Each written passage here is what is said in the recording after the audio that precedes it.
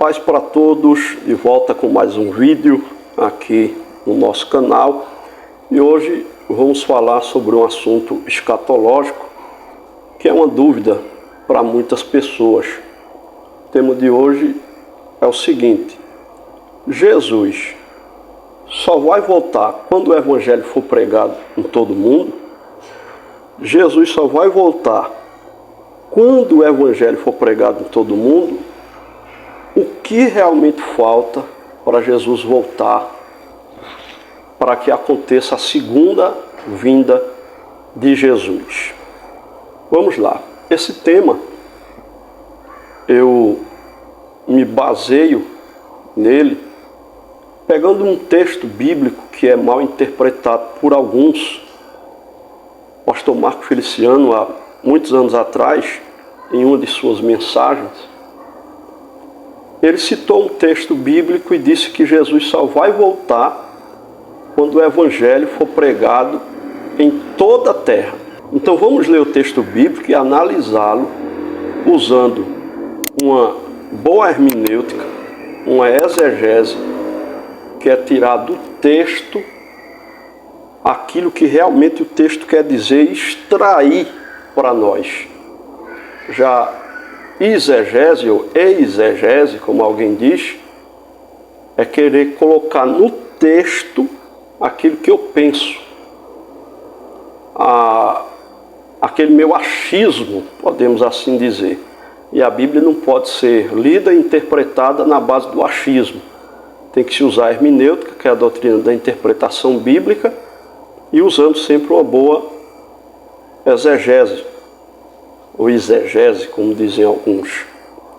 Então vamos lá, Mateus capítulo 24, versículo 14, diz o seguinte a palavra de Deus: E este evangelho do reino será pregado em todo o mundo, em testemunho a todas as nações, e então virá o fim. Então esse é o texto que tanto o pastor Marco Feliciano como outros pregadores, outros estudiosos acreditam, baseando-se nesse texto, sem nenhum contexto, que Jesus só vai voltar quando o evangelho for pregado em todo o mundo. Então vamos analisar à luz da exegese. Aí eu vou fazer algumas perguntas e eu vou responder essas perguntas e vou provar na Bíblia Sagrada para você o que realmente falta para Jesus voltar, o porquê que Jesus não voltou ainda. Se é o que pensam, baseados nesse texto, ou não. Aí eu vou fazer a primeira pergunta. Todas as pessoas do mundo, que hoje são o quê? Cerca de 8 bilhões de pessoas, devem ser evangelizadas para Jesus voltar? É isso que o texto quer dizer? Segundo, será que as pessoas só podem conhecer a Deus pela pregação falada, pelo evangelismo que sai dos lábios daqueles que servem a Deus? Será que essa é a única forma de evangelização, de fazer com que as pessoas conheçam a Deus, seja pessoalmente, visitas, campanhas evangelísticas, seja em cultos públicos, pregações na igreja, que as pessoas ouvem? Será que essa é a única forma de se pregar a palavra de Deus? Vamos à resposta. E para responder eu vou ler um texto bíblico para você que está em Romanos, capítulo 1, versículos 18 ao 21, para que você entenda bem o que eu vou falar para você agora. Diz assim o texto: Porque do céu se manifesta a ira de Deus sobre toda a impiedade e injustiça dos homens, que detêm a verdade em injustiça. Presta atenção, versículo 19. Porque o que de Deus se pode conhecer, neles se manifesta, porque Deus lhe manifestou. Versículo 20. Porque as suas coisas invisíveis, desde a criação do mundo, tanto o seu eterno poder como a sua divindade, se entendem, olha aí, e claramente se veem pelas coisas que estão criadas, para que eles fiquem inexcusáveis. 21, para encerrar e para eu lhe dar a resposta baseado nesses versículos. Porquanto, tendo conhecido a Deus, não glorificaram como Deus, nem lhe deram graças. Antes, em seus discursos, se desvaneceram, e o seu coração insensato se obscureceu. O escritor aos Romanos aqui deixa claro que a palavra de Deus não é pregada somente com as nossas palavras. A palavra de Deus também é pregada, Deus se faz conhecer, é o que diz o escritor, o seu poder, a sua divindade, se entendem claramente e se veem pelas coisas que estão criadas, ou seja, toda a criação de Deus é uma pregação. As pessoas que não têm acesso a uma igreja evangélica, a um missionário que prega-lhes a palavra pessoalmente, elas estão vivendo muitas das vezes na natureza. Elas estão vendo os pássaros, elas estão vendo as plantas, as flores, as árvores, elas estão vendo os luminares que Deus criou, o sol, a lua, as estrelas. Elas estão vendo todas as maravilhas que Deus criou, a diversidade de pássaros, de peixes. E essas pessoas que vivem isoladas em ambientes de matas, como tribos indígenas que ainda hoje vivem totalmente isoladas da sociedade. Recentemente tiraram uma foto de uma tribo indígena que vive totalmente isolada das pessoas, não falam o idioma da civilização, onde vivem as pessoas nas cidades, mas falam ali uma língua particular daquela tribo que é chamada de dialeto. Então às vezes é difícil até de evangelizar essas pessoas pessoalmente, porque além de idiomas existem os dialetos, que é uma linguagem falada só muitas das vezes por aquela tribo de índio, ou de índios que já está em extinção. Tem poucos índios. Então a natureza, tudo que Deus criou, já manifesta a glória de Deus e já é uma pregação da palavra de Deus para essas pessoas. Aí, para que você entenda melhor o que eu quero passar, eu vou falar para você de pessoas que existem no mundo hoje, que não são ou que não foram alcançadas pelo Evangelho ainda. A Janela 1040, só é você dar um Google que você vai ter essa mesma informação atualizada. A Janela 1040 é uma região geográfica que se estende do norte da África até a Ásia, entre 10 e 40 graus de latitude norte. É um termo usado no campo missionário cristão para se referir a uma área com desafios socioeconômicos e acesso limitado à mensagem cristã. Quais são as características da Janela 1040? Primeira, é uma área com alta concentração de pessoas que têm acesso limitado ao Evangelho. Segundo, é uma área com grande pobreza e baixa qualidade de vida. Terceiro, é uma área com falta de recursos e serviços básicos. Quarto, é uma área com muitos governos que se opõem oficialmente ou não oficialmente ao trabalho missionário cristão.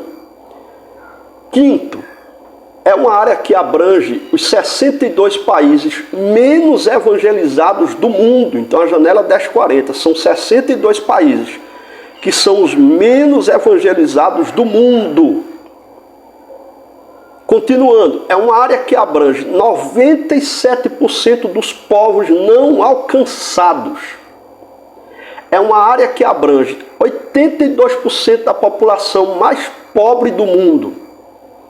A origem do termo janela 1040, a esposa de Luiz, Doris, foi quem criou o termo, na verdade. Janela, em vez de seu nome original, a caixa 1040. Então ela passou a chamar janela 1040. Daí veio esse termo, falado pela primeira vez pela Doris, a esposa do missionário cristão Luiz Bush. Então veja só, se hoje existem 62 países do mundo que são os menos evangelizados, aonde 97% dessa população, desses 62 países, ainda não foram alcançados pelo Evangelho. Esses países, muitos deles, a Bíblia, quando entra lá, é um pedaço de uma folha da Bíblia rasgado, escondido, como se fosse droga, porque os comunistas que ali imperam, se pegarem, a pessoa é presa e até morta. Recentemente tivemos notícias de vários cristãos sendo mortos, assassinados. Isso é uma realidade no século XXI que não é pregado, que não é falado. Se fala muito de direitos humanos, existe a ONU que tem lá uma área que trabalha com direitos humanos, mas na verdade existe muita hipocrisia nesse meio, porque infelizmente o que mais interessa para o ser humano, eu digo na grande maioria, é o dinheiro e o poder. Então essas instituições estão envolvidas com muito dinheiro, com muito poder. Então às vezes aquilo que é falado, aquilo que deveria ser o foco de tal instituição é o que menos se faz. Então isso não é nem propagado, não é noticiado. Essas mortes atuais que tivemos e que sempre acontecem, não são noticiadas pelas grandes redes, grandes emissoras de televisão, nem no Brasil, nem no mundo afora. Então ainda existe muita gente que não foi evangelizada, e Jesus não depende disso para voltar. Eu falo com toda a convicção, Jesus não depende disso para voltar. Agora, vamos analisar o texto que eu citei logo no início, e usar um hermenêutico, uma exegese, porque nós estamos usando essa matéria teológica hermenêutica, como também a escatologia, que é a doutrina das últimas coisas. Aí eu quero aproveitar, antes de explicar o texto para que você entenda, e lhe convidar, você que quer se aprofundar mais na escatologia, você que é um jovem que estuda a Bíblia Sagrada, que se interessa em crescer no conhecimento, você que já é um adulto, que já prega, mas precisa melhorar, precisa aprender mais, porque a escatologia é uma área muito profunda. Não é todo mundo que pode adentrar na escatologia, porque senão vai falar coisas que não têm base bíblica de verdade.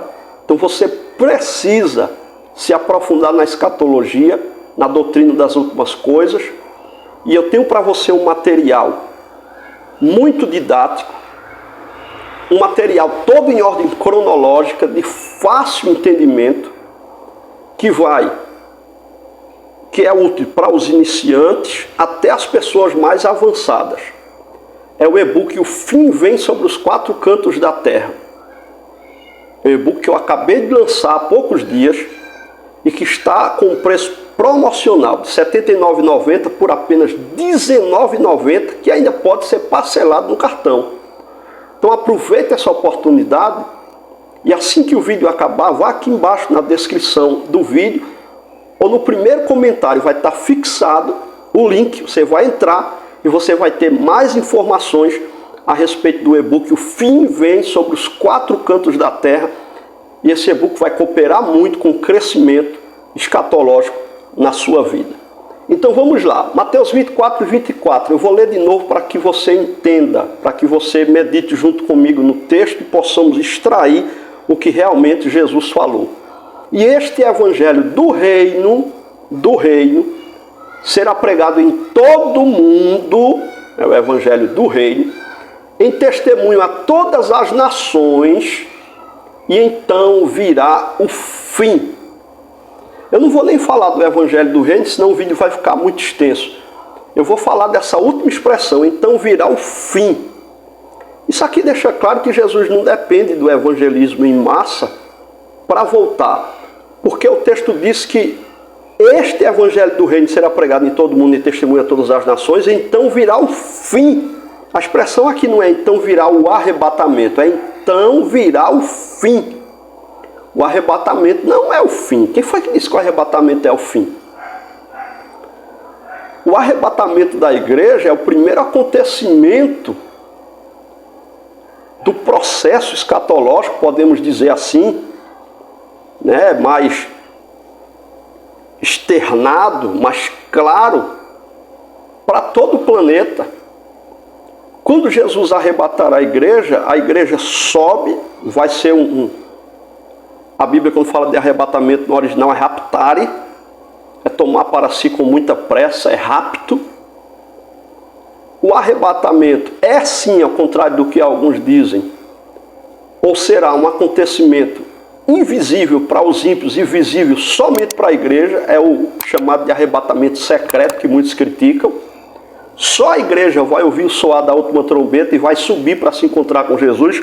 As pessoas ficarão aqui perdidas, dizendo que aconteceu, esse povo sumiu, e é claro que já tem preparado aí alguma invenção a respeito do que possivelmente aconteceu. Eles vão inventar muita coisa, dizer que foram extraterrestres e assim sucessivamente. Então, depois do arrebatamento, segue um processo escatológico que eu falo tudo no meu e-book. Depois do arrebatamento, se inicia aqui na terra a grande tribulação. O anticristo vai assumir o poder. A grande tribulação só vai acontecer depois do arrebatamento da igreja. Eu tenho um vídeo aqui no canal, vou deixar aqui em cima, nos cards, que eu deixo claro e provo na Bíblia que a grande tribulação só acontece depois do arrebatamento. O anticristo toma conta, durante 7 anos acontecerá a grande tribulação, dividida em 2 períodos, 3 anos e meio, 3 anos e meio. No primeiro período, uma falsa paz, depois ele vai mostrar quem ele é. Após o arrebatamento, grande tribulação na terra, bodas do Cordeiro no céu. Quando entrarmos no céu, vamos participar do tribunal de Cristo, onde as nossas obras serão julgadas, e já adentraremos ali nas bodas do Cordeiro, que durará também 7 anos. Isso eu estou contando com uma contagem humana, é claro. No céu é diferente, é um mundo espiritual. Então, depois do arrebatamento, na terra ainda tem 7 anos de grande tribulação. Na grande tribulação, a palavra de Deus será pregada. As testemunhas, as 2 testemunhas, vão voltar para pregar a palavra de Deus, vidas vão se converter, elas vão trazer sinais além de pregações. Muita gente vai voltar para Jesus na grande tribulação. A grande tribulação, ela é mais uma oportunidade para aqueles que não reconheceram ainda o senhorio de Cristo, e inclusive para Israel.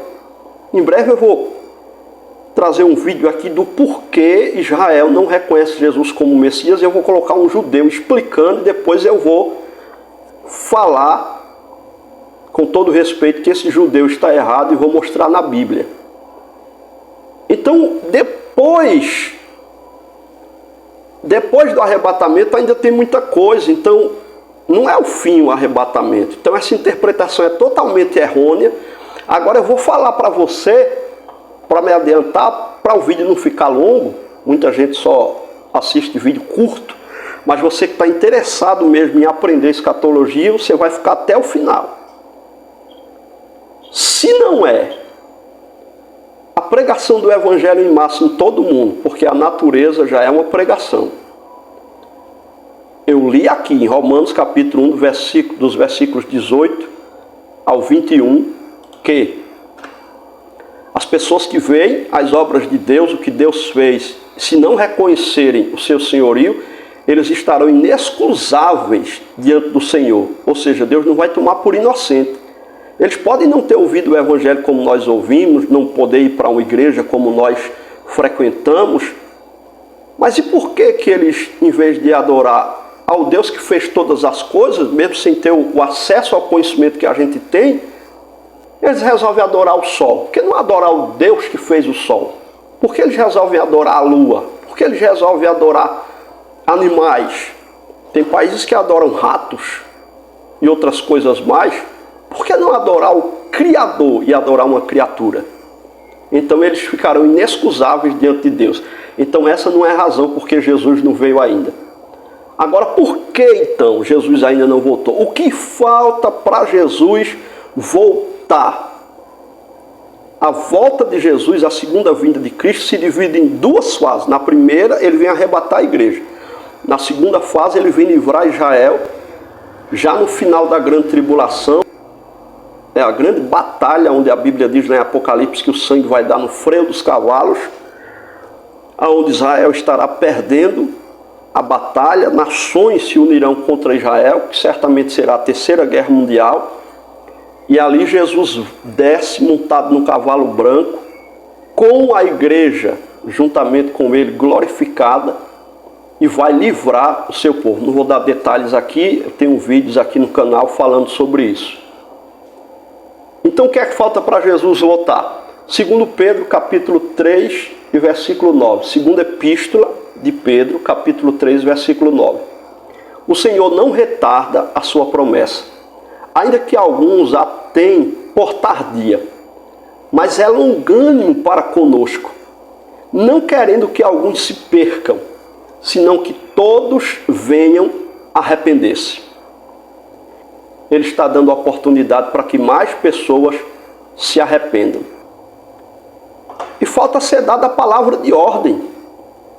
Pode ser a qualquer instante. 1 Tessalonicenses capítulo 4, versículos do 15 ao 18. Você lê aí na sua casa, porque se eu ler vai tomar muito tempo agora. 1 Coríntios capítulo 15, versículos do 51 ao 54. Você lê aí na sua casa. Eu espero que tenha ficado claro para você que a volta de Jesus não depende da pregação do Evangelho em todas as nações, em todo o mundo. O Evangelho vai ser pregado em todas as nações, então virá o fim, não é o arrebatamento. O arrebatamento vai acontecer independente do Evangelho ser pregado para todos. Agora, depois do arrebatamento, sim, o Evangelho vai alcançar a todos. Porque a grande tribulação vai ser uma coisa devastadora e todas as pessoas serão alcançadas que aqui ficarem no período da grande tribulação.